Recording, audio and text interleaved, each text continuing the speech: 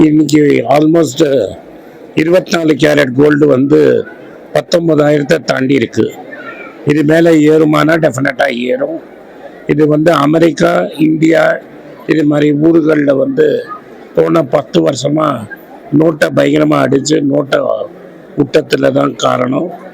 இது வந்து இப்போதைக்கு குறையுமான குறையாது. ஏதாவது குறைஞ்சா கூட 1000 ரூபா 2000 ரூபா குறையும், திரும்பி ஏறிடும். ஏறுறதுக்கு வாய்ப்பு பிரகாசமாக இருக்குது. இன்னும் ஒரு 2-3000 ரூபா டெஃபினட்டாக ஏறும். வெள்ளியுடைய நிலவரம் வெள்ளி வந்து சைனாவோட மேனிப்புலேஷன் நடக்குது. சைனா அதை ஃப்ரீஸ் பண்ணி வச்சிருக்காங்க. வெள்ளிக்கும் தங்கத்துக்கும் என்ன மெயின் டிஃப்ரென்ஸ்னா, தங்கம் மற்ற ஒரு சென்ட்ரல் பேங்க் வாங்குறாங்க, டாலரை வித்துட்டு வாங்குறாங்க.